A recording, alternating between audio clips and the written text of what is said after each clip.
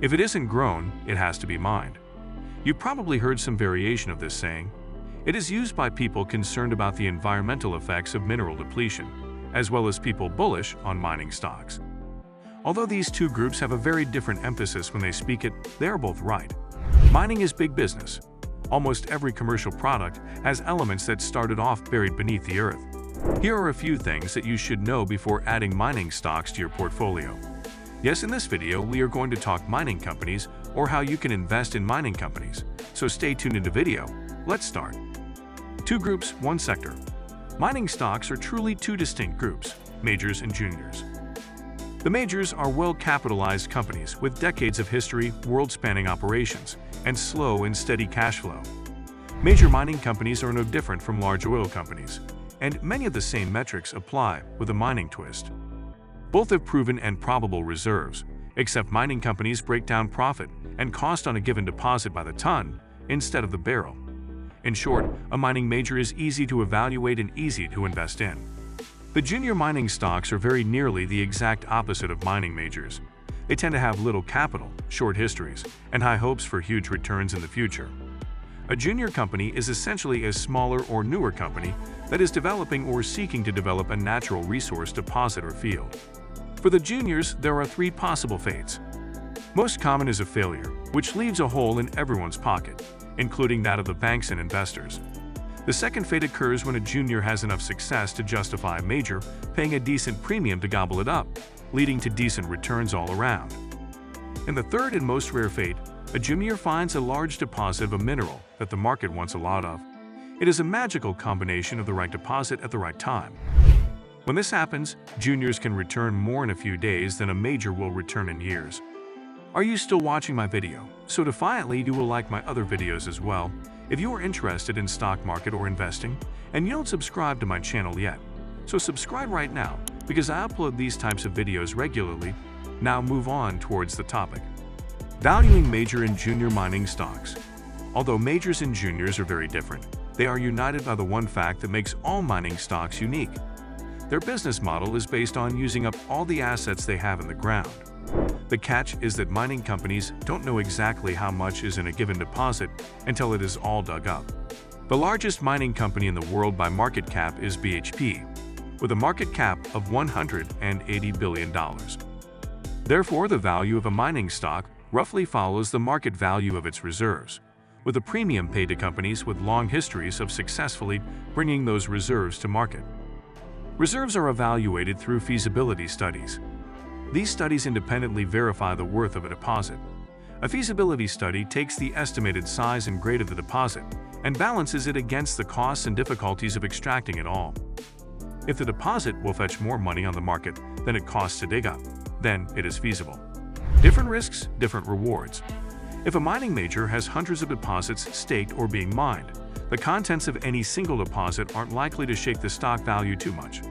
A major is the sum of all the deposits, with the aforementioned goodwill tied to history. A change in the market value of a mineral that makes up a larger percentage of the deposits will have a much larger effect than a new deposit or a failed deposit. A junior mining stock lives or dies on the results of its feasibility studies. A junior mining stock typically sees the most action leading up to and immediately after a feasibility study. If the study is positive, then the value of the company may shoot up. The opposite, of course, is also true. Often, a junior miner won't mine a feasible deposit to the end. Instead, they sell the deposit to a larger miner and move on to search for another one. In this sense, junior mining stocks form an exploration pipeline that feeds the major miners in the end. In this view, the big risks and rewards mostly reside at the junior mining level. I hope now you understand everything about mining companies, but I know you have some questions in your mind, like how to invest. How do I buy gold mining shares? Do mining companies pay dividends? If you have these types of questions in your mind, so stay tuned into the video, I will explain one by one. Choosing how to invest. As an aspiring mining investor, you're probably wondering whether you should invest in junior mining stocks or major mining stocks. The answer depends on what you are looking for. Juniors have the potential to offer a lot of appreciation in the right market. This makes them an ideal destination for risk capital, but hardly the best place to put your Social Security checks. If you are looking for a lower risk stock with the potential for dividends and some decent appreciation, then major mining stocks may be for you. How do I buy gold mining shares? To purchase gold mining shares, you can invest in the stocks of gold mining companies or the royalties, as well as gold mining exchange-traded funds and mutual funds.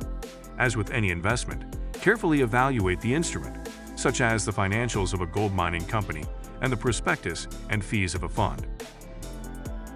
Are mining stocks considered growth or value stocks? Mining stocks can be either growth or value stocks. Junior mining stocks are considered growth stocks because they are in the beginning stage of mining, where they need to discover a specific commodity in the ground, mine it, refine it for sale, and sell it. These are higher risk stocks, but the upside potential can be great. Major mining stocks are value stocks as they are companies that are firmly established in the sector. Do mining companies pay dividends? Yes, some mining companies pay dividends. Not all mining companies pay them, however. Typically, the larger, more established mining companies, known as the majors, pay dividends. The smaller, less established mining companies, known as the juniors, do not pay dividends. These companies reinvest earnings back into the company to fund growth.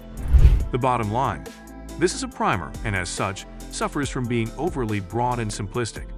Before you invest in the mining sector, you should probably know what greenfield exploration is, as well as how to estimate the impact of pricing risk, and be able to hold forth on the dangers of buying on a single positive assay. If you are interested enough in mining to do some research, then there is probably room in your portfolio for both mining majors and juniors.